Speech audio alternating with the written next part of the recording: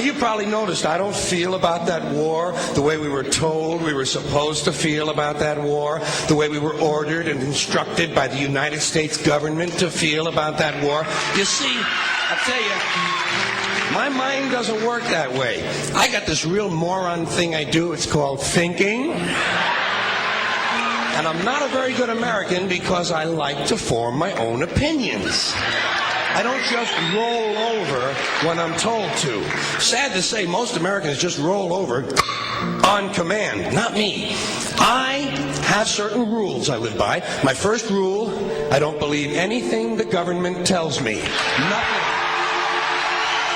Zero. Nope.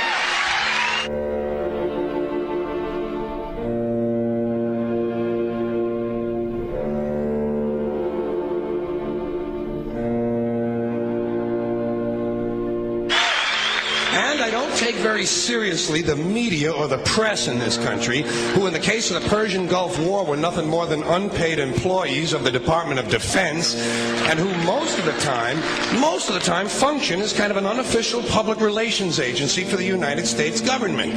So I don't listen to them. I don't really believe in my country. And I gotta tell you folks, I don't get all choked up about yellow ribbons and American flags.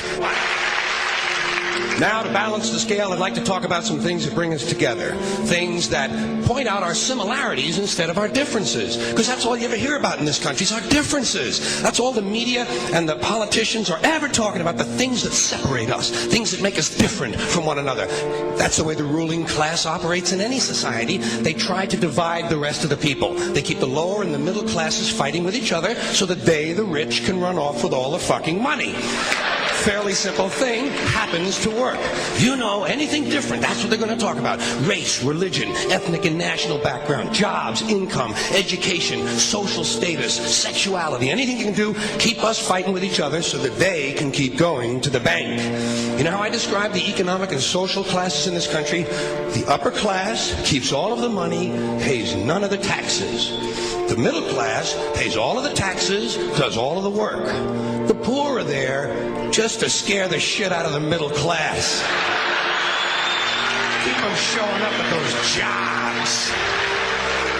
Politicians know that word. They use it on you. Politicians have traditionally hidden behind three things: the flag, the Bible, and children. No child left behind. No child left behind. Oh, really? Well, it wasn't long ago you were talking about giving kids a head start. Head start, left behind? Someone's losing fucking ground here. But there's a reason. There's a reason. There's a reason for this. There's a reason education sucks, and it's the same reason that it will never, ever, ever be fixed. It's never going to get any better. Don't look for it. Be happy with what you got. Because the owners of this country don't want that. I'm talking about the real owners now. The big, the wealthy, the real owners, the big wealthy business interests that control things and make all the important decisions. Forget the politicians. They're irrelevant. The politicians are put there to give you the idea that you have freedom of choice. You don't.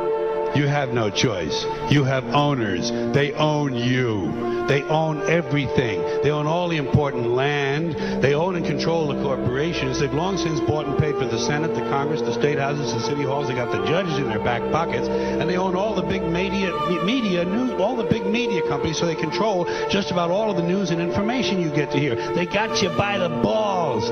They spend billions of dollars every year lobbying to get what they want. Well, we know what they want. They want more for themselves and less for everybody else. But I'll tell you what they don't want.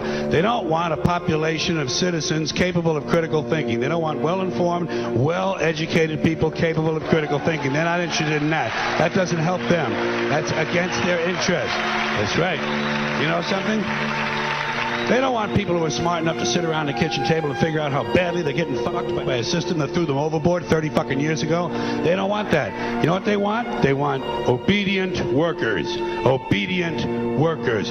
People who are just smart enough to run the machines and do the paperwork, and just dumb enough to passively accept all these increasingly shittier jobs with the lower pay, the longer hours, the reduced benefits, the end of overtime, and the vanishing pension that disappears the minute you go to collect it. And now they're coming for your Social Security money. They want your fucking retirement money. They want it back so they can give it to their criminal friends on Wall Street. And you know something? They'll get it. They'll get it all from you sooner or later because they own this fucking place. It's a big club, and you ain't in it. You and I are not in the big club.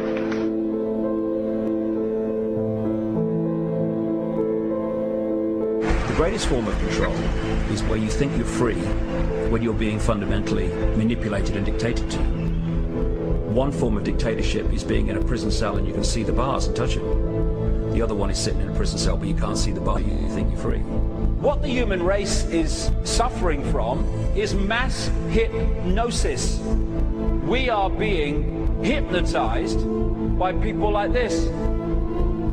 Newsreaders, politicians, teachers, lecturers. We are in a country and in a world that is being run by unbelievably sick people. The chasm between what we're told is going on and what is really going on is absolutely enormous. The greatest hypnotist on planet Earth is a oblong box in the corner of the room. It is constantly telling us what to believe is real. Historically, the control and manipulation of political opinion has been the Freemasons' main weapon in gaining control of countries and states. Once in control of the rulers and politicians of a country, laws and political structures could be changed in accordance with their agenda. However, since restricting the body does not necessarily mean restricting the mind, the Freemason recognizes that their plan for a global government hinges completely on subduing the masses to their agenda, and thus eliminating opposition to their cause. And the greatest threat to their plan, posing more danger than any army or law, is the threat of a free-thinking mind. In order to eliminate this threat and to achieve their objective, the Masons have set about the boldest plan ever devised: the complete control of every aspect of human life, your life. And the weapons they are using against you are in your very homes, entertaining you and your children, and gradually indoctrinating you without you even realizing.